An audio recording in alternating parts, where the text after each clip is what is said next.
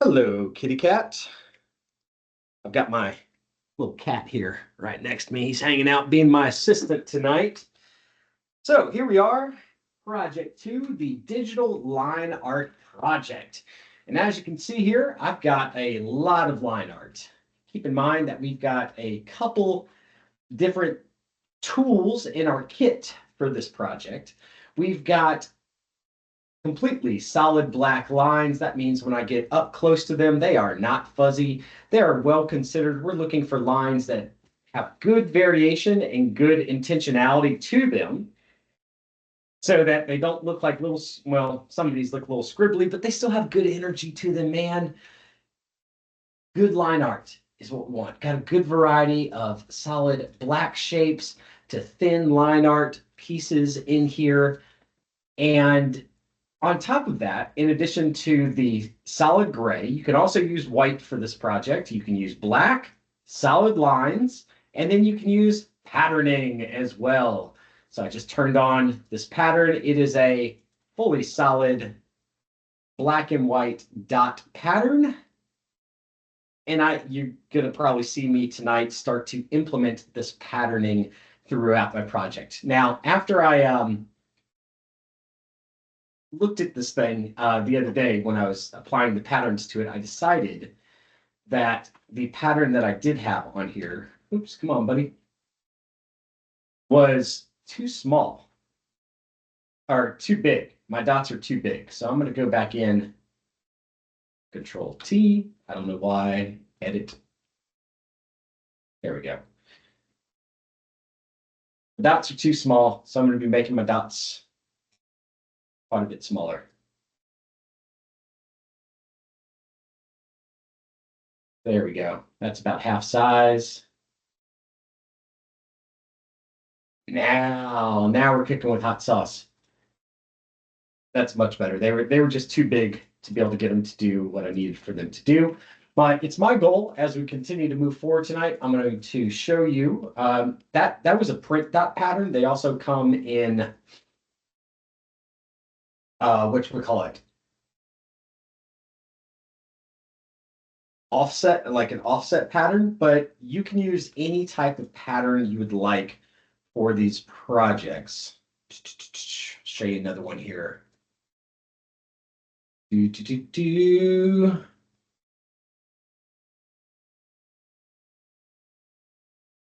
So here's another example of a piece of line, black and white texture that I've used before in the past.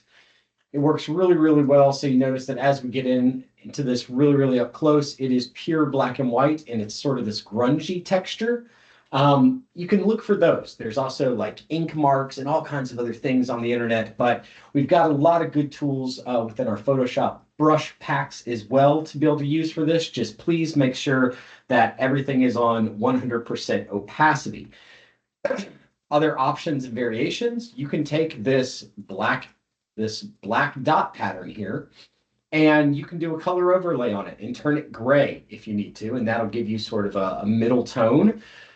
You can also put it on black and turn it white and see what that does. And that's the magic of this assignment, is exploring line work, exploring the balance of black and white, working with a limited tool set, and doing a meditation on how it is that you're creating lines and what you're doing with lines. Many people that I find, in the early stages of digital art are not the best line artists.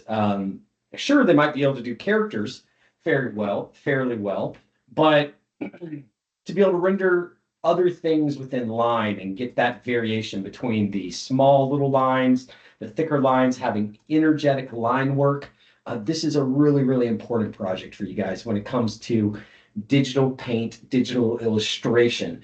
Without this, man, so many people end up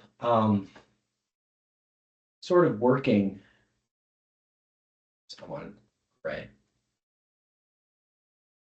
with their paintings, and all the brush strokes are just the same width. Let me get in closer on that. Right, so they start drawing, and then everything throughout the entire painting is this same little, black snake noodle looking shape. And that's not what we want here. What makes for good line art is having good tapered weight within it and interesting mark and shape making, right? Um, so some of these are really, really pretty messy, but they're still interesting shapes. So let's take this particular shape right. Oops, not that one. Yeah, this shape right here, this guy. So there's some options that I have with it. I could go in and start to taper this thing down just a little bit more. And now all of a sudden we're getting another tapered edge within this piece. That looks a little bit nicer. That shape on the interior is fascinating to me. And just that little bit of a change, I think, does what it needs to do to be able to improve. Oops, painting right there. Using my eyedropper to quickly switch between the grays and the blacks. And I'm at a pretty good stage with this painting now to where I can start working the individual sections. I do need to do the person that's in the water. But for now, I'm going to go in and I'm going to block in the rest of the stuff. The person in the water is the brightest point within this painting. Obviously, right now it's a big white spot within there. I'm going to go over it with some of that middle gray and some of the white dots to be able to give that water a lot of texture, but still give it lighting that dissipates throughout the rest of the scene. And it's really going to come alive in a big way. One of the other things that I'm excited about are these sort of vines or tendrils of hair that are hanging down through the picture as well. I think that that's going to give a really nice kind of cut through this entire illustration, and it should look pretty great. But anywho, so I'm going to go in and start filling in some of these other areas here. Most of this other stuff, I mean, let's see, we've got all that in there. I kind of want to, so how to put this? I want to keep some of these things together so that when I do go in and start shading, I can work larger with textured brushes and I can start to put in the patterning in more of a precise way. If I just put even though it's all in gray, right? Everything is just a middle gray color right now. I still want to make sure that I've got these sections isolated. So this like broken hand that's kind of hanging out over here, that's what that's supposed to be. It's going to have a lot of highlights coming on it from the wall or from the pool, the glowing pool. This is the project run of glowy liquids. But by being able to isolate this, I should be able to shade this section quite a bit better. Same thing is going on with these two mounds over here, and that'll help me just keep a focus on them and make them to where they stand out, but they don't stand out too much. And yeah, I've got a lot of big plans for this. So right now, this is sort of that. I have my sketch, got the line art in there for now. That might continue to change and evolve as I continue to work through this thing. And I'm just having a discussion and just sort of doing exactly what this project is supposed to do, which is just exploring, man, and just going some places with it.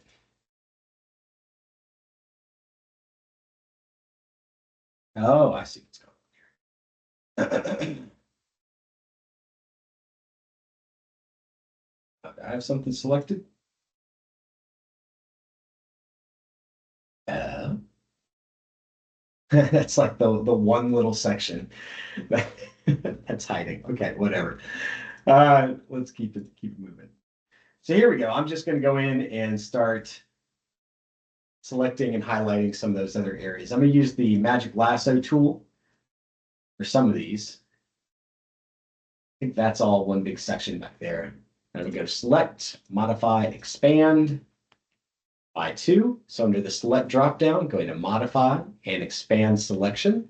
And then I'm just expanding it by 2 so that I make sure that I'm filling things in right behind the line art. I'm going a couple layers down below the line art on a new layer just to be able to hold on to those rocks.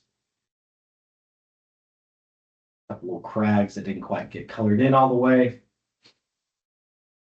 Got this big guy that's hanging down, this stalactite. It's stalactite because it's hanging from the ceiling, not a stalagmite. Thank you, Boy Scouts, for teaching me that. Expand.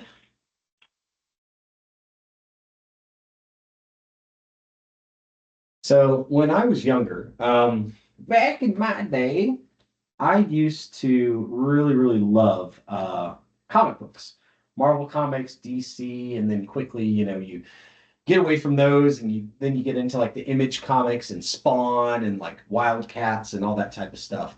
And through that love of comics, I remember taking a comic book class when I was really young. Um, the teacher, he was like, okay, well, if you want to get good at comic books, that's a style that you're interested in, then what I recommend that you do is you should get a cheap old copy, a beat up copy from like a yard sale or something like that, or the thrift store of a comic book that you like, and take pen and ink, the actual like pen and then the little bottle of ink, and trace every single line on that entire page of the comic book. And I was like, man, I was probably under 10 years old when this fella told me this. And I thought it was such a cool challenge that he'd laid out in front of me to be able to learn how to be able to make these marks. And that's exactly what ended up happening. Like if you can trace, there's a lot of lines that people are making on those pages, and it's a lot slower to trace someone's stuff than it is just to draw it yourself.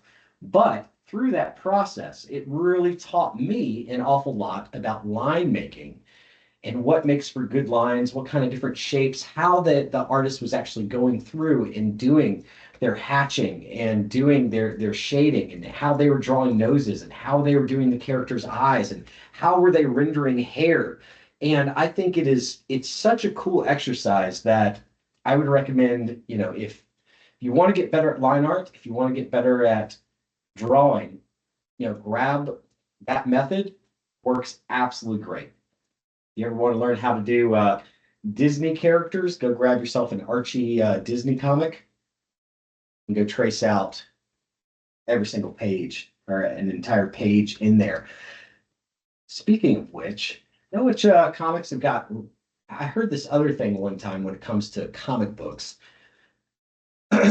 is if you want to learn how to draw figures really well, if you want to learn how to draw people, then you should look at Archie comics. And I was like, what are you talking about? And I was standing there in the grocery store line and actually saw like the Archie comics. And man, we overlook those comics all the time because, maybe, teen drama comic book isn't as exciting as Superman saving the entire world. But those are good, solid, like drawings and character drawings. And they do hands and feet and faces from different angles and clothing really, really well inside of those Archie comics, page after page after page. And they are really nice, refined drawings. I couldn't believe it. I was like, oh my gosh, that sucker was right. When I first heard it, I was like, get out of town. There's no way Archie comics are actually that good for studying from. All right, so there we go. We got everything blocked in, and now I'm in a good position. I know where my light source is going to be within this. In the previous video, we looked at a bunch of photos of noir photography or film stills and talked a lot about how the lighting was working through the piece to add drama and narrative to what it is that we're looking at. And for this one, I've got my light source. There's kind of like a globe lamp down here in this pool. But I want to drop some of this stuff back and I want to work my way into the lighting. So with my process that I like to work with, I always begin with, after I get the line work, if your piece is going to have line work, this one, it's line work project, it's got line work. I always begin with the shadows first. So I want to get my shadows figured out. Right now, we've got some big blocky areas of black. However, there's a very, very stark contrast between the black regions and the gray. It's either middle tone, super bright, or super black. And I want to start working in to those shaded areas. Now, I've got some options here. I've got really nice line work going on within this scene. Let's start with the character's face, because that's the furthest. We've got some other stuff that's really far away. Maybe back here. I have no idea what's going on with all of those layers or why they're all the way back there.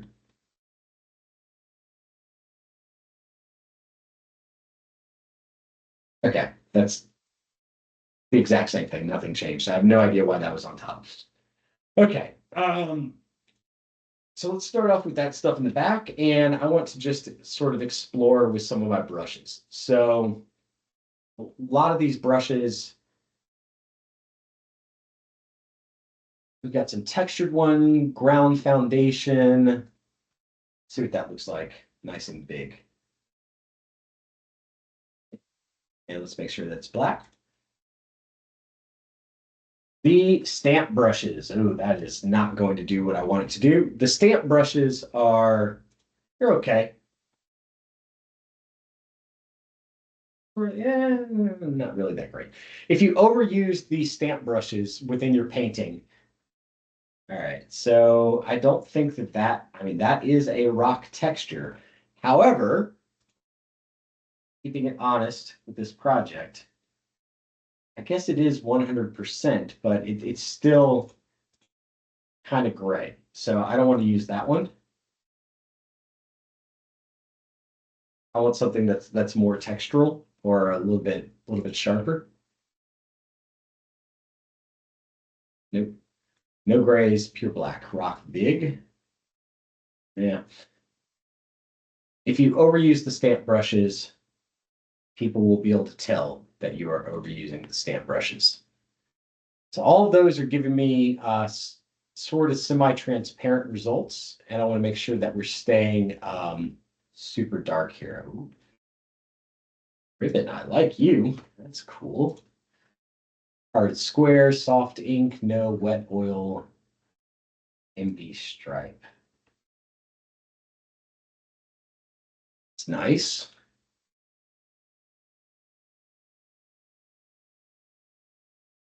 All right, the hairbrush is pretty interesting when you turn off the opacity shift on it.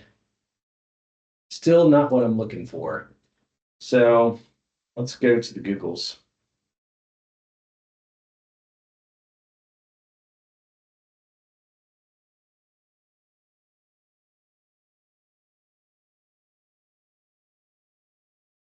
All right, grunge texture, black and white.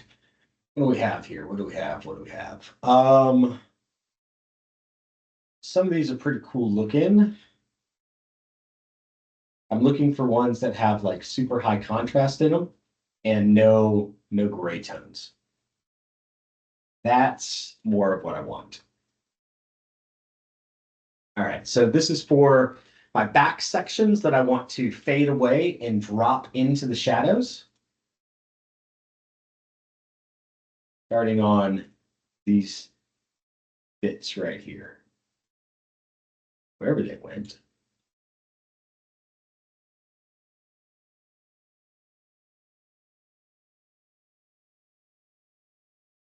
Ah, okay.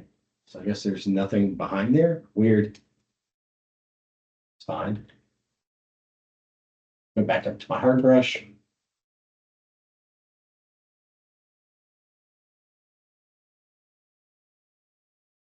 Shaded.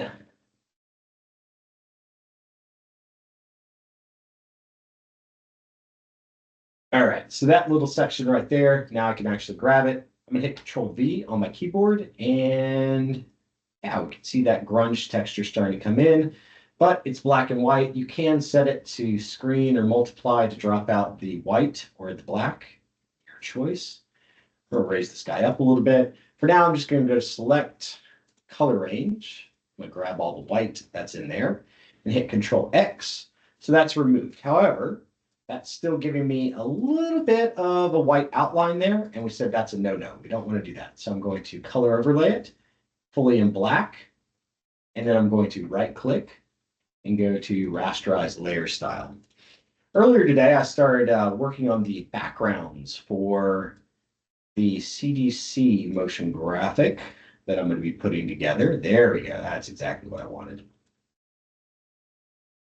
Now, within this, you are not just stuck with this one image that you've got. You're working within Photoshop, so we always have options. So you can go in and you can distort those textures any kind of old way that you want to that looks interesting to you inside of there. Yeah, I like that. Leave that out. Pretty cool. So that's starting to drop back quite a bit and starting to look more like stone the way that I wanted it to. Now we got this layer over here.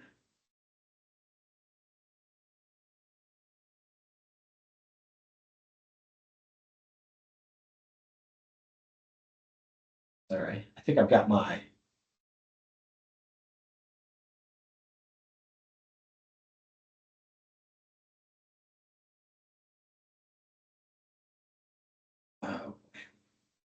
my white layer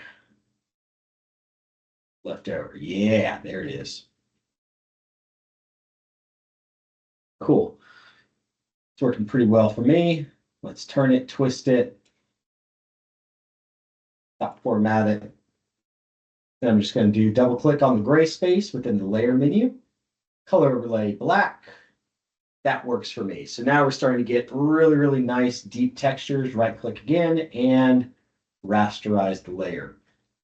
So within this entire layer, again, I'm working blacker and blacker and blacker.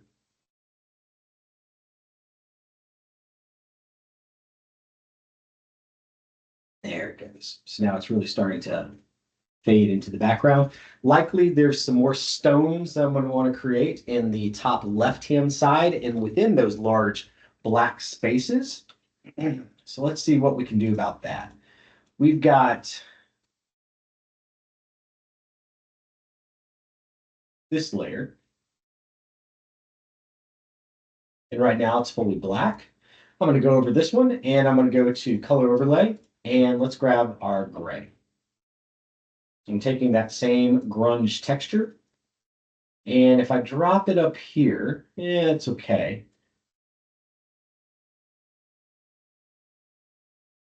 Yeah, let's drop it in like that.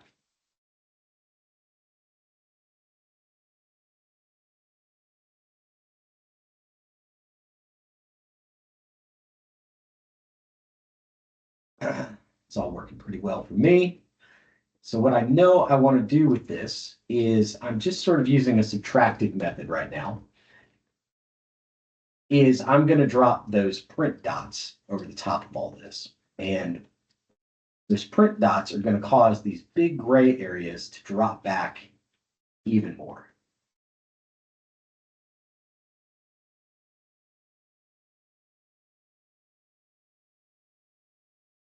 There we go. So that all looks pretty cool. I like it. Let's grab that. Turn on my print dot layer, which fairly certain it goes all the way up.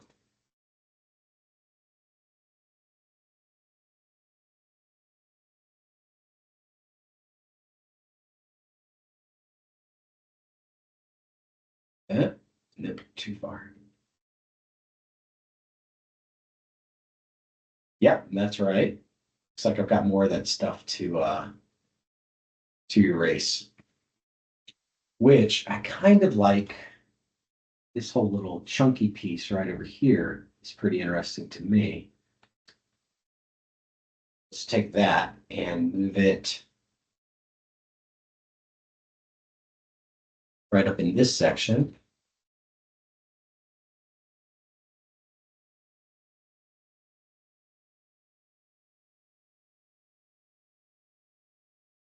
That feels good. and just a little bit of it right there. Again, getting a lot out of a little bit here, which is exactly what I want to do. We're getting some other small textures that are starting to show up inside of there, but we really don't want to see them too much. So now I'm going to hanging out right here. I don't want to stick around. All right, there we go. That all looks right to me. I'm going to grab my dot layer, hit Control C, and then on top of this stuff, Control Shift V.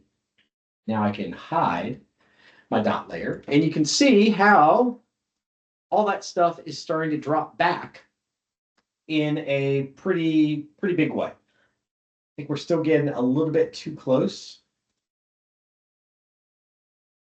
to the edges here. I don't like this part.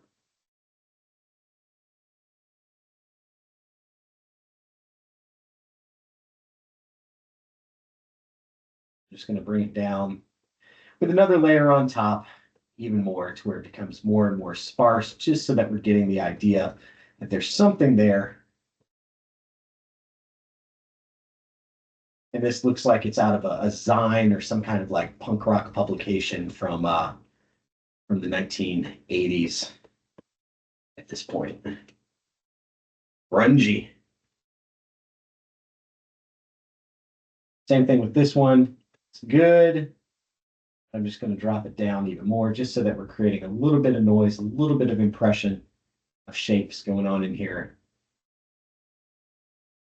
Not too much. There we go. All right, so we're starting to get some shapes going on in there.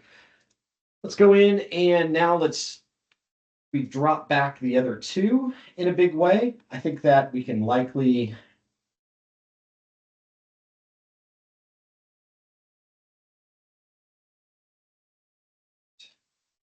the shading on this layer too.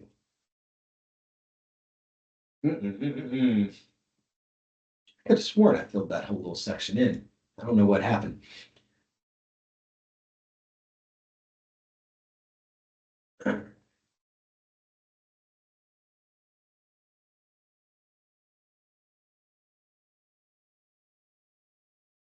So what I'm doing now is just filling in those sections I did not fill in before.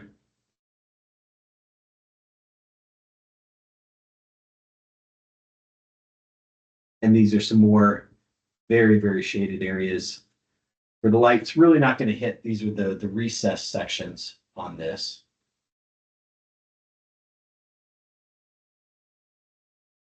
Background layer so I can actually see where these holes are at. If you find yourself at the end with a bunch of little white dots that you don't want or in between some of your line work, feel free to take your background and drop it down to make it just black. That'll work well. All right, those guys are shaded in just about. Get all that. Cool. All right, so in the top, we've got texture. It's going on over all this stuff. Let's grab that same texture again.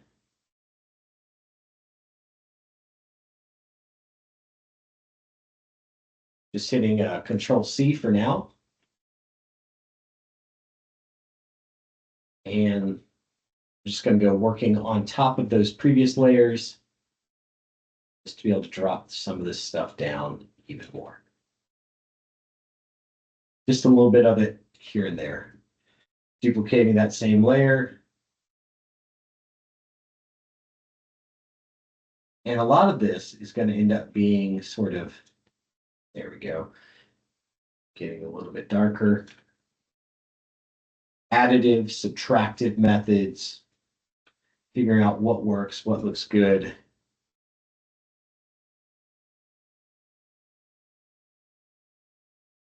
All righty.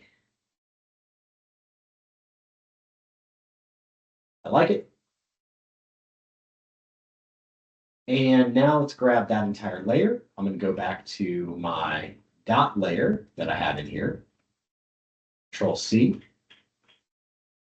And then right on top of where I had those created. Control Shift V. Turn off that dot layer. I've got it colored. And now all of a sudden I've got my dots. And you can see what a dramatic difference this is making from where we started this evening with just the flat grays and starting to push those elements of the painting back, right? There's some stuff that's starting to recede here and drop away. And then I've got, more of this painting that I haven't started doing the highlights on yet, but it's going to get brighter and brighter here as we start to move forward. Finally, let's do the character's face. So with the character's face, I think we need a fresh grunge pattern here. That one's kind of cool. I like the drippiness of it. Again, looking for stuff that's really, really black and white. Some of these lines are working well. That one could be interesting. Copy that. It almost looks like techno-organic. All right, paste it on top. I'll put it all the way up in my painting, just so that I can edit and modify it. And this line art, I could certainly do, but it would take me forever to paint. And let's think about how I want the audience to view this thing. So let's transform, flip horizontal. I think that'll work better for the way the eyes are moving through this piece. Let's duplicate it.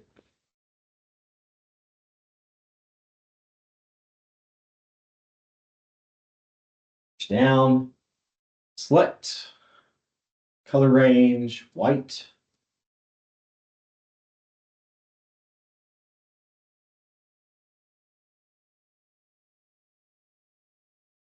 What's going on here?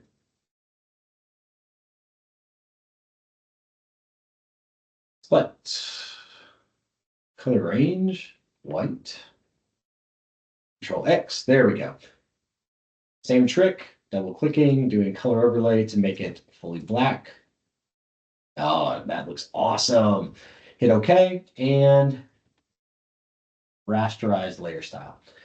So if I haven't said it before, here it is again. A lot of this project for you guys is going to be all about exploration and just figuring out what works and what doesn't work for this project. Some of these, if you think the texture is interesting, it might be worth holding on to. So I'm just giving it a color by double clicking or right clicking in the area right around the eyeball. And then you can change your layer color to whatever you want it to be. So there we go. We've got all this messy stuff that we've just put on the top of the character. And now, same deal. I'm going to go back and start using the subtractive method. I like all that stuff that's going on up at the top of the character's forehead. I think that's pretty cool. Looks good to me. Some of this is going to get quite a bit lighter as it starts to catch the light. And then we want it to drop back down as it starts to recess. So this is all catching the light, but some of it's starting to drop a little bit down. So we're just going to rough up some of those line edges. We've got the tip of the nose there that we want to catch the light. That stuff's going to recess. This is going to catch the light right here. We've got some big cheek section. Yeah, that's feeling pretty in shadow. Let's back it up and look at it. Yeah, looks cool to me. I like it. I like it. All right, so just to drop it down and back even more, let's go in and let's grab one of those grunge textures. Duplicate layer.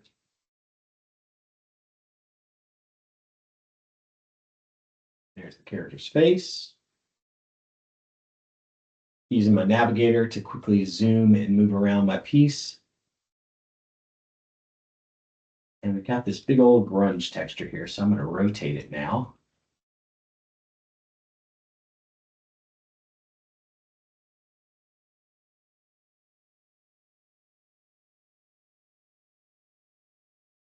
There we go. That's working pretty well.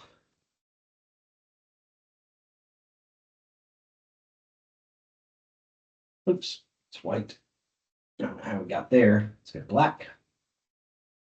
And just connect it on the side just a little bit more.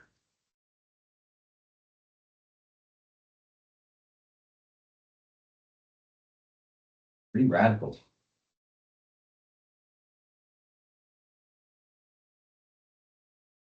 Yeah. That's feeling a little bit too straight right here for me.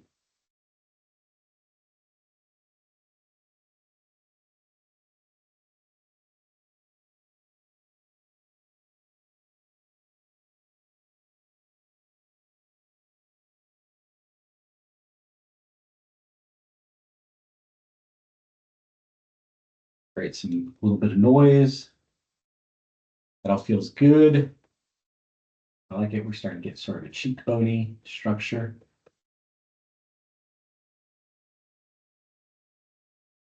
Cool. All right. That is looking fierce. I like it. All right. Still got that big section that's kind of jutting out there. So what I want to do next is same trick. I'm going to grab my holding down control, selecting the character's face, go up to my pattern layer, and Control C, Control V, turn off the pattern layer.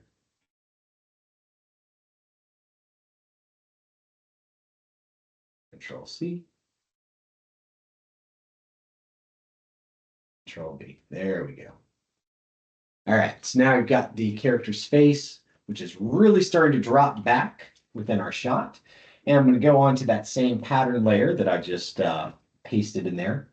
And I'm going to start using the subtractive method. So what do we want to really catch the light? And I'm going to create another wave.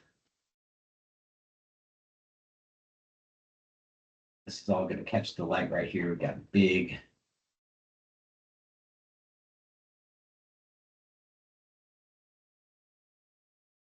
cheeks. The chin is going to catch the light. This whole little area over here.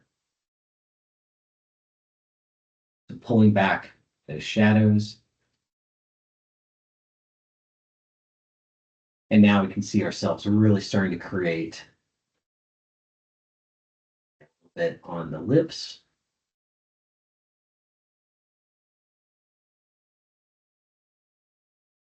This shading that we're looking for. And the eyes aren't going to catch it. They're set back. I like that. And that's feeling pretty good for the character's face. So this little section right here, yeah, it's awkward. Make it more round. A little bit of noise that we're leaving from those dots on there.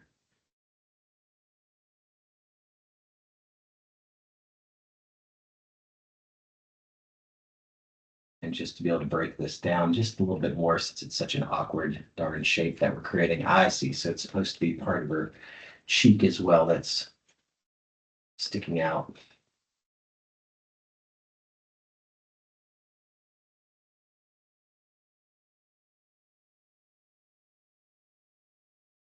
Cool.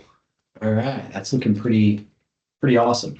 And by going through and doing the shading portion first, I think we can see what a dramatic change we're making from where this painting started off with this evening, which is the flat grays, and how much this thing evolves when you start to drop in these textures and start painting in these sections even more.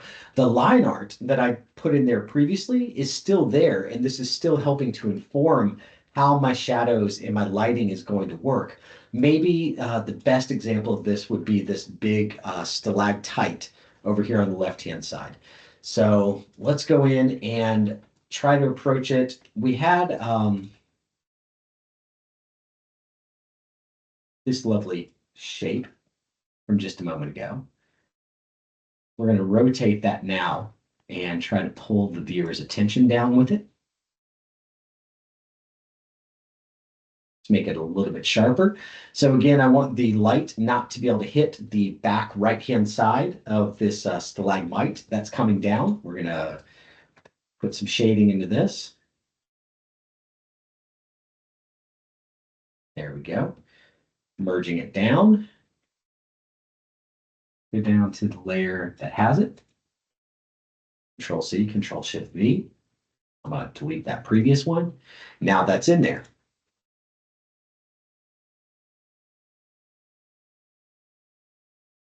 I can still leave some of that line work, but now we're starting to get really, there we go. There it is.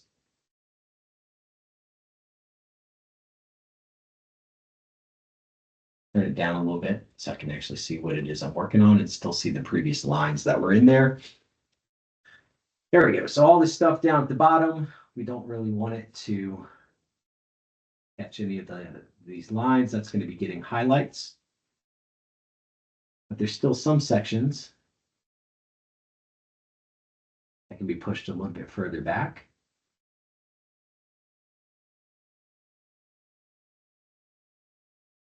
We're starting to get some nice texture through here, which is working for me. I'm going to keep that and keep rolling with it. And that's the gist with this project, you guys, is just sort of having a dialogue with the painting for what is working for you, thinking about the lighting and where the lighting's going to exist within this piece, and how you can pull and bring that out in successful and interesting ways. So I want this whole section to get some lighting on it. That's going to get hit by the light. And yeah, that's feeling much better. Look at that. Cool. So we still got our line art that was in there before. I'm going to grab our good old friend, the grunge texture. Where is he at? There, 26. Duplicate.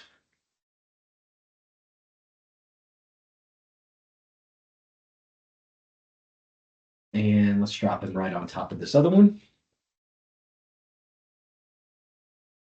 There we go. So that's starting to rough up the edges up at the top there. I think I could still go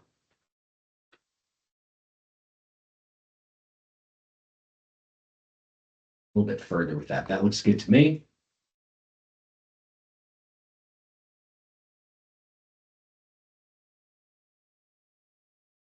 Delete out the previous one. And again, we're keeping in mind how our lines are going to work throughout this thing. So that's giving me a nice transition now as this starts to all move down into that black section.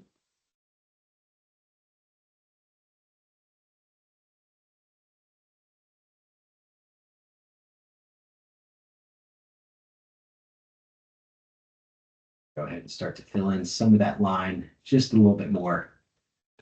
That gets darker up at the top and it really starts to fade away. All right, cool, pretty good looking. I like it. And guess what? Now we're going to go through and I'm going to use that same pattern overlay layer. I'm going to hit Control C with that layer selected. That's what I missed last time. And rolling back through. Control V. And now I'm in a great spot to, again, think about where that lighting is going to interact with this thing. We can't have some big flat regions of gray within here. That's okay.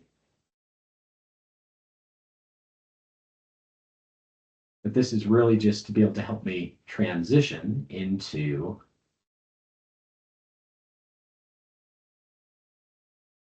pushing this stuff back.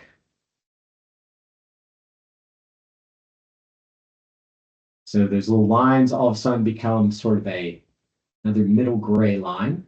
So we want a little bit of it to hit here and here. And now what I'm subtracting out becomes its own highlight.